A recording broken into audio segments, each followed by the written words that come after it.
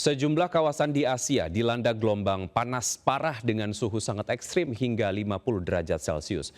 Meski sejumlah wilayah Indonesia saat ini cuaca terasa lebih panas, namun BMKG memastikan fenomena ini bukanlah gelombang panas seperti wilayah Asia lainnya.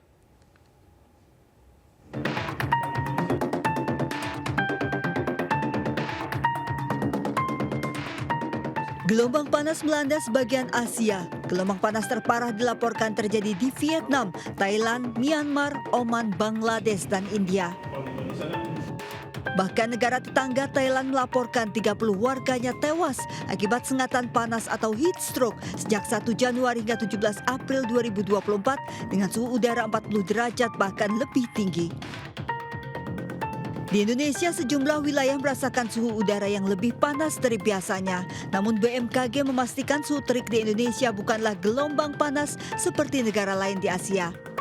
Fenomena di Indonesia merupakan akibat dari posisi semu matahari pada bulan April berada dekat sekitar Khatulistiwa menyebabkan suhu udara sebagian wilayah Indonesia cukup terik saat siang. Kondisi ini normal dan merupakan siklus tahunan. Kalau kita lihat dari gerak semu matahari, posisi matahari itu berada di sekitar 10 hingga 15 derajat lintang utara.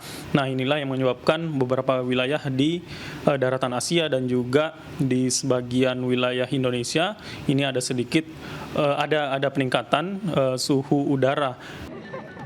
Sejumlah warga Jabodetabek juga mengeluhkan teriknya cuaca belakangan ini. Belakangan ini kerasa panasnya tuh sampai saya sering banget keringetan ketimbang hari-hari biasanya begitu. Dan terus juga saya jadi gampang haus begitu, jadi lebih banyak intensitas minumnya begitu selain dengan sering keringat juga sekarang jadi haus-haus gitu. Cuma nggak tahu sih memang mungkin cuacanya dari BMKG juga infonya lagi cukup panas begitu ya. Iya, cuacanya sekarang akhir-akhir ini agak panas banget ya. Sampai keringat pun berlebihan. Antisipasinya sih mungkin minum air putih yang banyak gitu, mandi mungkin ya lebih sering mandi. Saat ini Indonesia juga memasuki masa peralihan masuknya musim kemarau mulai bulan Mei hingga Agustus. Warga yang beraktivitas di luar ruang diimbau untuk menjaga cairan tubuh dengan banyak minum agar terhindar dari dehidrasi.